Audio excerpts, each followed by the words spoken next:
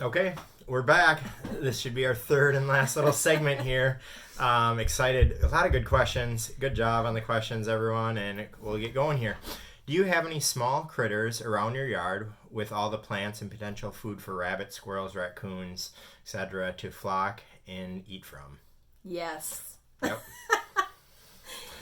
I feel like the story that stands out most to me involved you. With chicken coops in the city, you have very strict guidelines to how you have to build them and bury the wire into the ground, the chicken wire. So we did all that, but somehow still...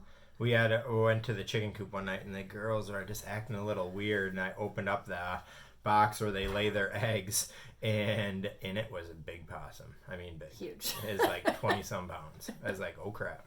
And like, I mean, I got like right up close to it. It was probably 6 inches away from my face, and I poked my head in there. Just like, we ended up getting it. Me and a neighbor got into a cat carrier and relocated it outside of the city. That's happened. I mean, we've had the chickens out in the yard, and actually eagles, like the neighbor called and they're like, hey, there's eagles kind of going low in the yard. The rabbits, not really too much with raccoons. We've had a few make it through. Again, we have a dog, which has been really helpful in like keeping that population of all those kind of critters away. I actually think one of the most challenging things we have are the stray cats. There's a lot of stray cats that come through here, but again, our dog helps to keep them away. Our dog has a very interesting relationship with the chickens where he's very protective of them, but is no threat to them, but he is will definitely drive other animals from the yard. All right. Do you do anything to prevent critters from eating your plants, or do you allow them to eat from them? I think we pretty much answered that. But one thing I will say is, no matter what we do, some of the plants are going to get eaten. I think we replanted our sunflowers 3 or 4 times this year because it was important to our son, not because we needed it for food. But the animals just like to chew those down. The other thing is our cherry tree. The birds love to eat the cherries. So this year we put up a fake owl, and it was amazing how much that kept the birds away. So they still ate some, but we still got a very, very large yield of cherries. Yeah, it was a good year for that. So we've definitely learned a lot of tricks over the time. Where do you source the water you would use to water all the plants during periods of drought? Great question. Yeah, so when we have, we have 3 elevated rain barrels that are hooked up to a soaker hose system. Can you explain the soaker hose system quick? In the soaker hose system, so that's elevated, and because it's elevated 6 feet in the air, it has enough pressure to be able to push out the soaker, and the soaker hose is in the soil. So you're not getting the evaporation of the water like if you're just sprinkling it on the yard. We also have a little drip irrigation set up for the side yard when we need to. Again, then we have, besides the elevated rain barrels, we have an additional 2 rain barrels. And then we have one other big pallet rain barrel that we'll be looking at adding next year. But again, like drought years can be really challenging, and then we end up with like city water. This year was a challenging year, and had to definitely put a bit more city water on there. Again, you have to make sure you're doing it at the right times of the day. You can't, in the middle of the afternoon, put the water on. It's a waste. It can kill the plants. So just have to be, mindful and cautious of that. But we try to use as minimal water as possible. That being said, like even this year, at a bad year, like our water bill for a quarter, I think, was maybe $50 higher than it was any other time during the year. And that was because it was a kind of a drought-ish type year. There was a lot of rain that went around, but not in the city of La Crosse. Even for our chickens, we actually have a 55-gallon barrel, so they can drink right out of that. We put little spouts on the bottom. All right, so next one. Was gaining all the knowledge about gardening and other things along time-consuming to learn, or was it more trial and error? I wouldn't say it was time-consuming. Again, I think we have a pretty dedicated approach to not making it overwhelming for ourselves. We want it to be enjoyable. We want it to be successful. So yeah, we did do a lot of trial and error. And we also read a lot about different things and just experiencing things, going to gardens and talking to other people. Being in Argentina, being on that farm, that was a huge learning experience for us, to learn what worked for them and what didn't, and also to help them brainstorm ideas on how to manage water and things like that. So it's just, we try to, we challenge ourselves to learn a little bit more every year. So every year we're trying to learn more. All right, do you feel your garden is confined due to the lack of space in an urban setting? How do you get around this? Yeah, I mean, that's one of the reasons that we're here doing this, is like how to grow in an urban setting, in a confined setting. Like, we do a lot with like, whether we're growing stuff vertically, and we're just trying to maximize the space. Our yard isn't completely gardens. The kids want to have a place to run around in, so like they can't have the gardens there. The dog needs to have a place to run around in. We have the prairies that are, kind of like gardens, but they're, we're getting the valuable of the bees coming there, but it's well thought out and planned out. That's, we did some planning at the beginning, and that really helped us out. But we're still learning, for sure. Like you kind of said in the previous question, there's still things that we're kind of learning about and how to do better and more efficiently kind of laying out our yard. We did new raised beds last year with black locust, and it's been tremendous. We actually gained twice the amount of raised bed space that we had before. And then we do a lot of container plants around. Yep. How was your time spent in Argentina learning about organic and permaculture agriculture? What practices did you learn and implement into your yard? Good question. We were fortunate to do a lot of different things on that farm because we were there for a significant period of time. So we did peas, we picked cherries, we planted squash, worked in the herb gardens, picked walnuts. Do you remember some of the other stuff we did? We planted garlic. Then we worked on like more of a permaculture setup that grew like everything that you can think of, and really had their setup done. It was interesting to see the two. One was more of a commercial organic farm, and one was more of like a small like family like permaculture farm, and we were able to learn a lot from both places. And we definitely implemented we have a cherry tree in our backyard. It's you get cherries out of it. It's not as valuable as like an apple tree, but I think it reminds us of picking cherries in Argentina. So it's just like one of those things that like it's almost a nostalgia thing that we have in our yard right now that we have with our cherry tree. We also definitely learned about like some of the things that needed and other methods of doing bigger agriculture down there. And then there's some things that we're like also kind of turned off from. Like we seen large scale organic farming happening down there, and some of the challenges that it has is like it's organic always isn't the best. Local is really nice sometimes. Like if you're eating asparagus in the middle of the winter, it's not because it's coming from this area.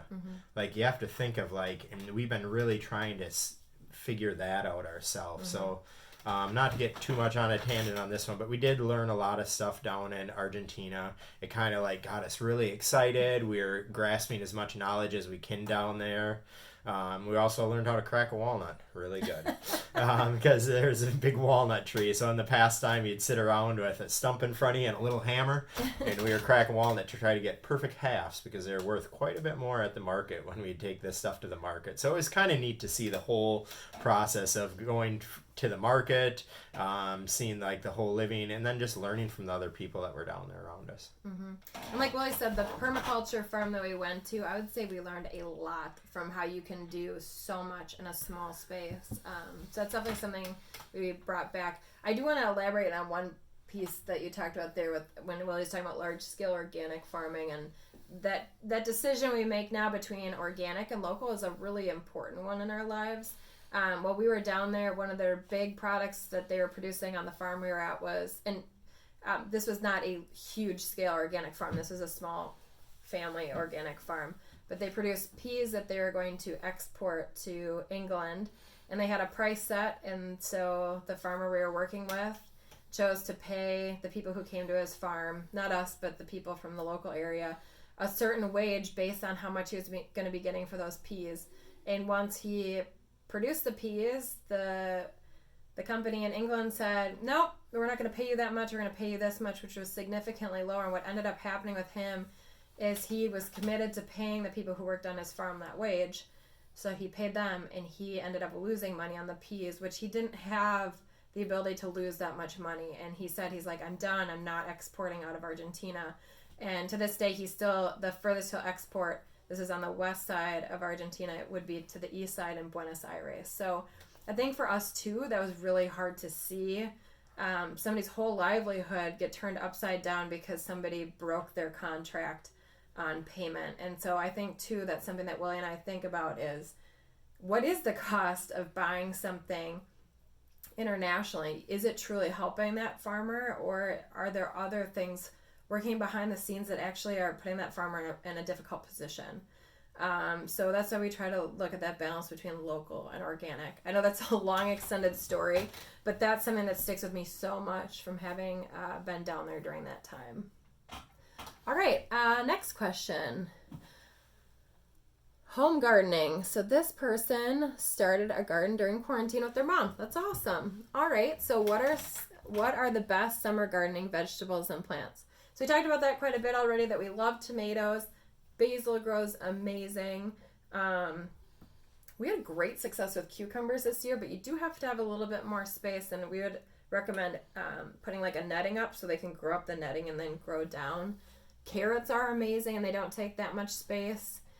This year we did potatoes in a potato tower. So if you're in a small space, you could just build this tower straight up and put the potatoes going down. So if you had, what would you say, a 2 foot by 2 foot space, you could do that. All right, next question. Are there more ways we can conserve water while having a garden this summer other than the barrel method? Yeah, like I said, the soaker hose. So just a soaker hose, you lose a lot less water with through, because it's actually in the ground, so it's not evaporating out. There are also like clay pots that you do in different areas where you actually like put water in a clay pot and it slowly goes into the soil out. That's been done before. But yeah, those are kind of our method. Or a little drip irrigation too. We're running very small, like 1/4 inch lines, and it's drip irrigating, and it really saves on the water. A couple other things we do, I would say, is depending upon what the space is that you're in. If you have a yard, we don't water our grass. We kind of have this approach that it is what it is. Like, if it dries up, it dries up. It has come back every year. So we're not concerned about that. And with our rain garden, taking the runoff, that doesn't need to be watered. What that allows us to do is put more of the water that we have to use towards the plants that are producing produce. Other things that you can do is, if you say you can, when you're done canning, you have that whole water bath of water that you're not going to use anymore. You're not going to drink it. You're not going to bring it inside. Take that water, put it on your plants. So anytime you have different things throughout your house that you're not using, use that water for your plants outside. Pasta water works really well too, as long as it's not salted. What are some ways we can prevent rabbits from eating our gardens? We have a fence up that is roughly 10 inches tall, yet we still find rabbits eating our vegetables. Yep, it needs to be like 2.5 feet tall probably to be able to keep the rabbits out. They are persistent. They hop, and they can definitely hop over 10 inches tall to be able to get in your garden and do it pretty effortlessly. And then also, like I mentioned before, some garlic cloves and water, a little bit of red pepper, and a little bit of like a dish soap, and you kind of spray that around, and that will keep the rabbits away too. Or you can just go to a store, do something simple, and they have like a natural rabbit pest spray that you can get too. Can we begin a compost and use that soil for our garden? Most definitely.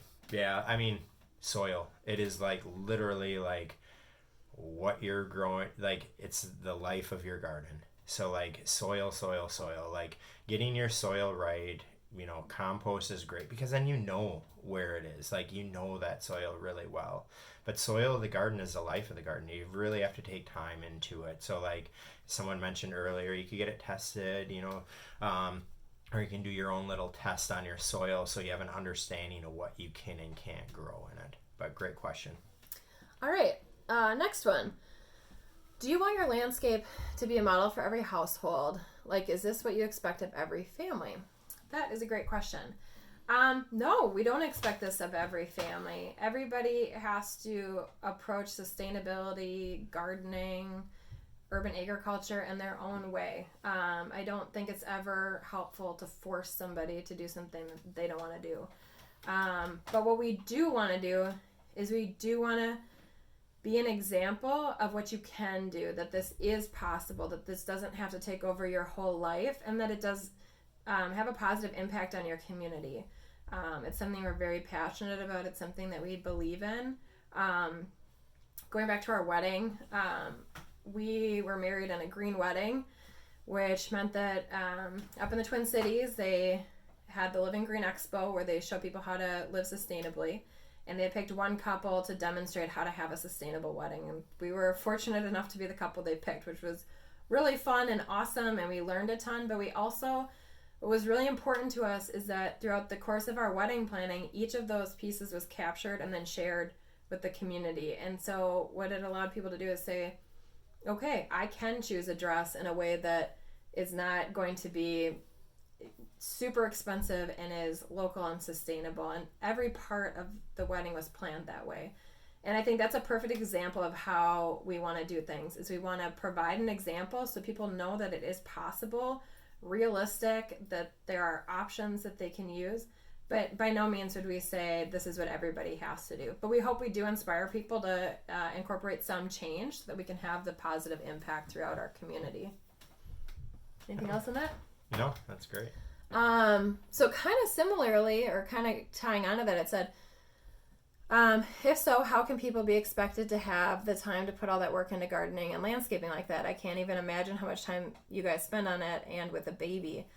So like I answered before, we definitely don't expect it of people. And something that we've touched on through this whole talk is that it doesn't have to be overwhelming. It doesn't have to be all time consuming. Like you mentioned, having a baby. We have 2 kids, and I can tell you the point that we're at in life, I've never been busier between having 2 little kids, doing virtual learning, having a dog, chickens, a yard, running a business, and then just keeping those things that bring us joy, volunteering in the community, having friends, traveling, getting outside. We still make time for all of that, even while having a very busy day to day. So for me, I guess the way I look at it's totally possible. Just find something, try it, make it routine, try something new, make that routine, and continue it on. And it's amazing how over time it just becomes a part of your life, and it's not work. Like Willie said, it doesn't feel like work to us. It feels like our life. Like, this is our life. This is just how we live. And as I touched on earlier too, there are going to be points in your life where stuff is very stressful, and maybe a point you're in right now, maybe it's a point you've had in the past. As a parent of little kids, it's very hard to manage kids and all the other things in life. But I think over time you also find that there's more time in the day than you ever imagined. And if it's something that's important to you, just make it part of your daily life. Anything else? No, I think that's good. All right. How could people who want to do this but live in apartments or homes with little space for all these plants partake in this? Yeah, so I think we've talked about this a little bit, but simple things, herb plants in 5-gallon buckets. Well, you can also do straw bale gardening. It's incredibly water consuming. I'll let you know that with straw bale gardening. Like, you have to be on it with the water. But you could just set that on the sidewalk. Like, you don't even need anything. Mm-hmm. And the straw bale gardening techniques are something that you can look at online, or we could put a link below here with some of the techniques for it as another way to do it too. Container gardening too works really good. So even bigger, like in a 5-gallon bucket. We have a bunch of old recycle containers that the city had, and we grow a lot of stuff in those. It's pretty awesome. Do you guys ever can any of your produce for wintertime? Surely you have so much left over you guys can't eat it all before it goes bad. We can a lot. We can a lot. We freeze a lot. We dry a lot. We ferment a lot. And then we share that. And, we have family who comes by and they'll stop over for a cup of coffee, and we'll send them off with something canned, or we'll send them off with a basket of tomatoes or cucumbers. So again, I would not say that we produce so much that it's excessive, if that makes sense. We're not producing to produce to have this exorbitant amount of food that we can't handle. We do it within what we can manage and what will get us through the winter. So it is a very thoughtful process for what we put out there and what we produce. We don't waste the food, I'll tell you that much. And when I'm planting the seeds in the spring, I'm planting tomato plants in like 2-week bunches. So I'm not planting all the tomato seeds that I need for all the gardens. I'll plant 2 weeks, and then 2 weeks later I'll plant more. So when it comes to harvest time, it's not all the tomatoes at once. We also have a rule, no tomato left behind. So if we're out in the yard and we're like, oh, that tomato's about to go bad, we already have too many on the counter, we grab it, throw it in the freezer. Mm-hmm. And then fall, just a little bit ago, we made a big pot of chili, and we went all the no tomatoes left behind that were stuck all over like our freezer and our kitchen. We pulled out and made a batch of chili out of it. So yeah, it is hard, but we do a really good job, I feel like, of eating everything and using everything that we need. Mm-hmm. If you do not have an outdoor space at all, what plants do you recommend in planting in an indoor garden, and what do you recommend is the best soil and process to use to get the best indoor garden possible? I think we've touched on that. Do you want to speak to the soil piece? Yeah, so I mean, you just getting some different types of potting soil, organic potting soil, to be able to do it. And they have special ones. You can actually get it right at the co-op or even at Menards or box stores that are meant for container gardening, and those ones are great. They're already fertilized and everything. So those work out pretty well. Are there any plant combinations that you've noticed are bad, such as planting certain plants by one another, not because they take over one another, because of some other issue that arises? Yes. Yeah, I mean, one thing that we learned that we have a lot of milkweed that grows around, and one year, or maybe it was even 2 years in a row, I let the milkweed continue in our asparagus patch, and it was crazy. I don't know, still don't even, I should look at this up yet, but like the milkweed in the asparagus did not go well, and it killed off. I actually had to relocate. We ended up putting a raised bed there anyways, because the asparagus was like this giant and like drooping over a sidewalk. So nonetheless, that killed off a lot of our asparagus. So we actually had to look at replanting. Asparagus is one of those things that takes a long time just to get it started. So that was an error. We moved it.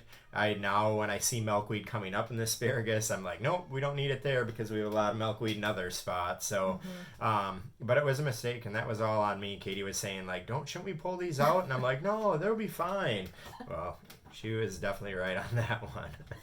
I think there are some other things too that you'd be able to find in organic gardening books that they'll specifically say, don't put this plant next to this plant. I think garlic is one of them, and onions, so you have to think about putting next to other plants. But what we'll do is we'll include in our list that gardening book, and in there it'll talk about all the plants that complement each other and don't.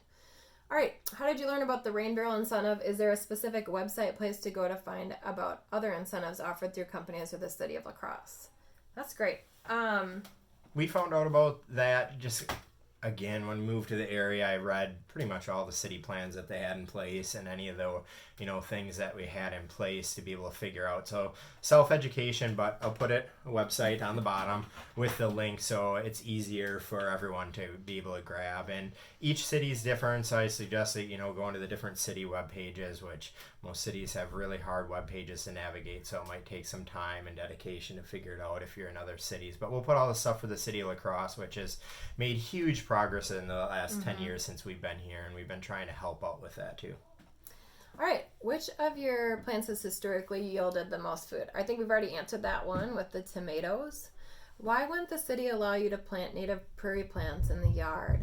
So that was very early on. That was 10 years ago. I think it was more an aesthetic thing, right? Mm-hmm. Is that they didn't want weeds. They didn't want noxious weeds growing up through the prairie plants. I think there was less education at that point on the importance of pollinators and diversifying the biodiversity in the city. So it's something that's changed, and I think it's a great thing that's changed, and it's great to see all the native prairies going in around the city. It's fantastic for the pollinators, and they're really quite beautiful. Yeah. All right. How big is the learning curve to starting a garden for somebody who hasn't done it before? Just start small. I feel like there's a certain intuitive piece about gardening that I just feel like it's nurturing, right? Like it's putting something in the ground and it's nurturing it and helping it to become the plant that it needs to be. This probably sounds very flowery, but I do think that we have just like an innate understanding to a certain extent about what it takes to grow something. So it's really just getting started. Like take that leap, pick a plant, plant it, see how it goes. If you have challenges, learn from those and start again. So I definitely don't think it's a really big learning curve. Again, start small though. If you start big, if you're saying I want a whole urban agriculture homestead right off the bat, yeah, that learning curve is going to be really big because you're going to hit those bumps and learning curves at the same time, which can be really overwhelming. So start small, and then I think you'll find that it just becomes a nice rhythm that you have with the plants. Was that too flowery? No. Would you like something more concrete in there? No, I think that's a good one. How'd you get into gardening? Were your parents into it? Yeah, both our parents were into gardening a little bit, not a huge bit. My grandparents were into it even more than my parents, but I think we got into it together. Our big thing is our desire to travel, and then we traveled and decided to work on farms.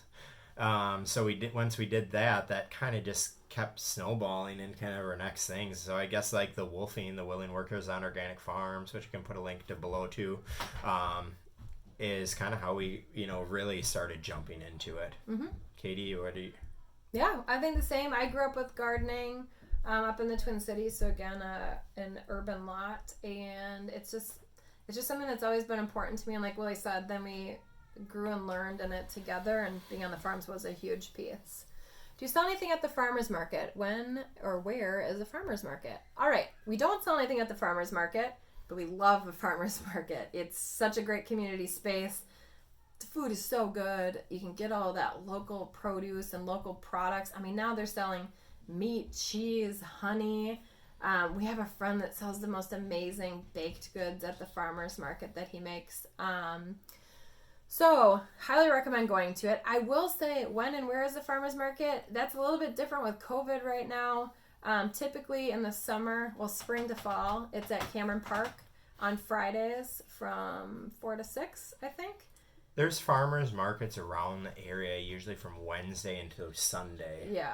And then the nice thing is there's the farmers market food on Sunday, when that isn't taken, goes to the Cane Street Garden, which they hand it out then to people on Monday, or able to compost it in their compost if it isn't. So, but look into it. You can search. Maybe I can find the link and put it below for farmers markets in the area. I know we have a little brochure that we got a while back on it, and we've looked at that, but they do change from year to year because there's people that are volunteering their time to get those set up. Yep, they're fantastic though. We're hoping the one will come back to the north side that used to be here. How many hours a day do you typically spend in the garden doing weeding and other things?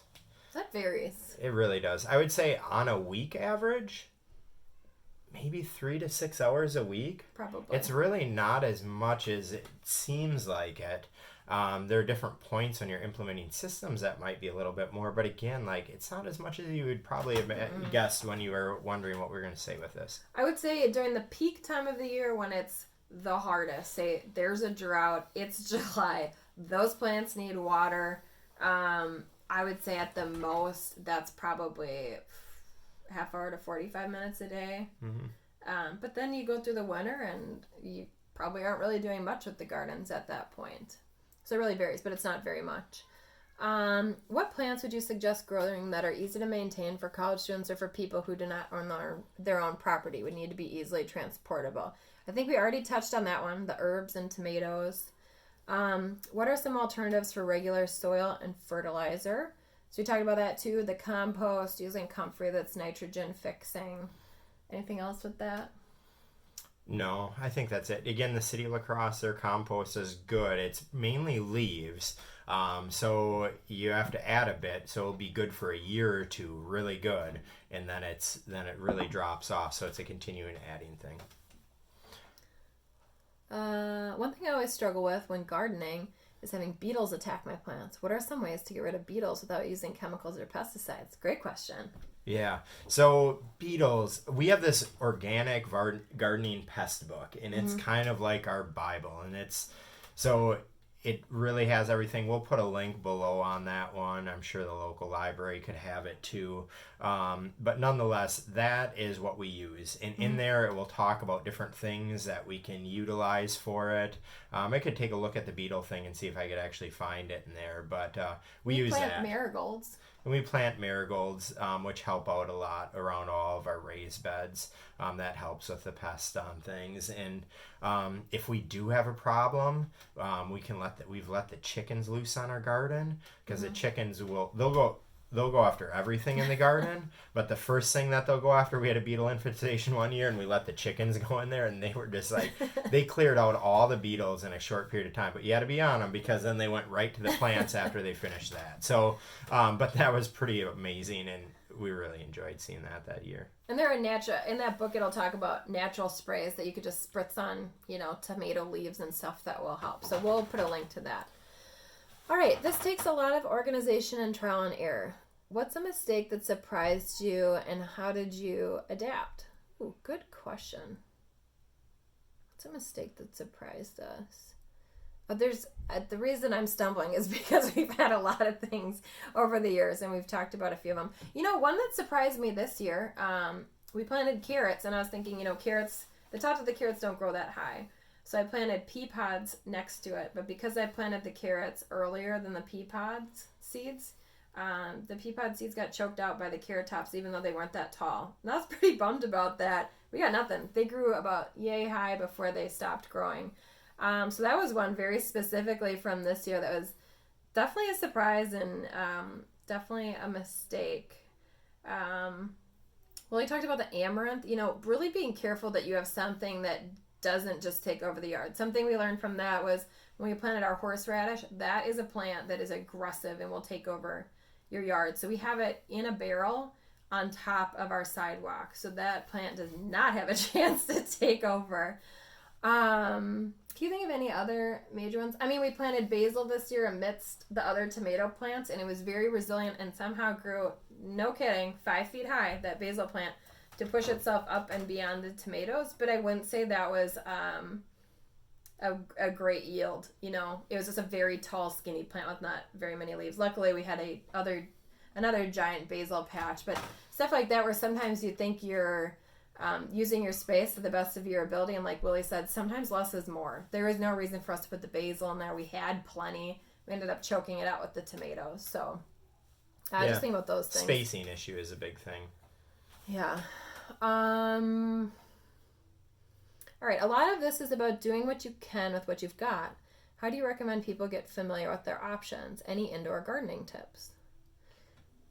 Yeah, I'd say get out in the community, kind of see what people are doing.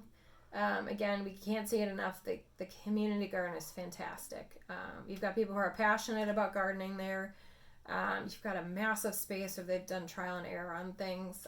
And then just talk to friends. A lot of it is we're just talking to friends and sharing ideas with them, and they're sharing ideas back. And it's I feel like gardening is a common language that a lot of people get excited about it. A lot of people are interested in it. And you can learn a lot just by casual conversations. Yeah. Indoor gardening tips, I would say south-facing windows. That's a big thing, is figure out where your sun's coming in during the day. Figure out those south-facing windows, and you can do well. You'll be able to grow things inside. Again, in watering, ultimately, if we're watering inside, we're not taking straight tap water from the city and putting it on it. We let it sit out.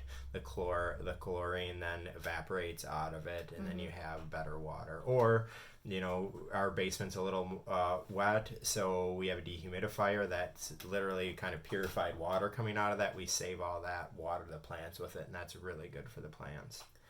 Likewise, we have worms in the vermicompost. The vermicompost tea is incredible we use that as our indoor fertilizer, and is the only thing we put on our common household plants that we have.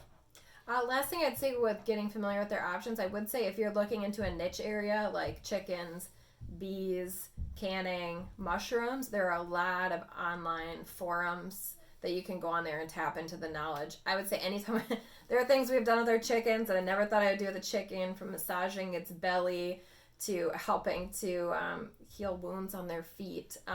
Different things that just happen with chickens that I have utilized online forums significantly with those. And it's amazing the amount of things you can just do at home.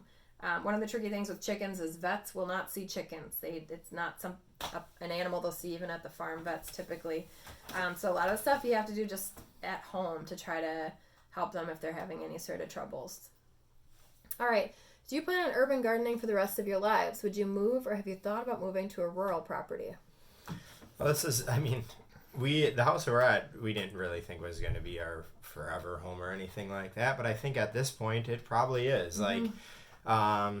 The thing about moving to a more rural property is we'd have more stuff to take care of. Again, I've mentioned this many times. We love to travel, see places, meet people, and my job takes me around traveling too. So it has to be like, this is as big of a garden as places like we could handle with our current lifestyle with our kids and everything. So I don't think we have any intention of leaving this. It's become our home, and we truly love every aspect of it. And as for the sustainability piece, above and beyond our gardens, our whole home we have designed to be sustainable. So there's that other piece of it too, is that our house, we've designed it to become the home that we want it to be, where it is low impact and it is sustainable. So that's another piece that I think keeps us here. Mm-hmm. All right. What do things look like during the winter, colder months for you? Any gardening, eating foods that aren't canned, frozen, or shopping at grocery stores? Good question. Good question. We've answered a handful of these. Again, it's kind of our slow down season, and we enjoy that. We are able to slow down, we're able to relax, read more, kind of educate ourselves. Harvest, it's a harvesting for our meat, because the only meat that we eat is something if we catch it or kill it ourselves in the wild. So it's prepping a lot of that stuff. And then gardening, eating, as far as eating foods, we do a lot of dehydration too, and that works out really well. And then shopping at the grocery stores has been pretty awakening during this pandemic. We go way less. I mean, I think I've been to the grocery store. Katie hasn't been with the kids, and I've probably only been there 6 times since it started, which is pretty crazy. And pretty great, because we just know how to do things more. We're fortunate that we get our eggs. Our big thing is our dairy, but we're able to buy enough of that and keep enough of it. Think about what we need as we go through the winter. All right. Do you do anything with extra produce that you don't give to family or neighbors, or does it ever get to that point? Not really. I'd say if anything that I would say we don't use, that we don't give to family or neighbors, say something does go bad out there or goes bad in our house, we give it to the chickens. So chickens love any sort of produce. I mean, even when we're cutting the tops off the tomatoes, those go back into the chicken coop for the chickens to eat. So we do try to be really mindful of waste and making sure that we aren't wasting anything. And if we do have waste for some reason, we sit down and talk about how to make sure that doesn't happen going forward, just because, again, it can go to someone else, it can be processed, it doesn't need to get to the point of being wasted. Yeah. All right, that was all your questions. Thanks, guys. That was fantastic. You guys had such great questions, and we appreciate all the time you put into putting them all together, and we hope we were able to answer them. If you do have more questions, like Willie said, please feel free to email us. We are happy to answer them, and hopefully down the road here we can get you guys back out on a tour of our yard in person. You can put them in the comment section below too, and we can answer them. And this has always been something we've been excited to do, is talk to people virtually a little bit more. So thanks for being our first round of this, and maybe we hope to put up some more pointers and more concise on different areas. But again, wow, great questions, everyone. Really excited to talk with you about it. And if you have any other questions, let us know. Thanks so much. Thanks, Margot.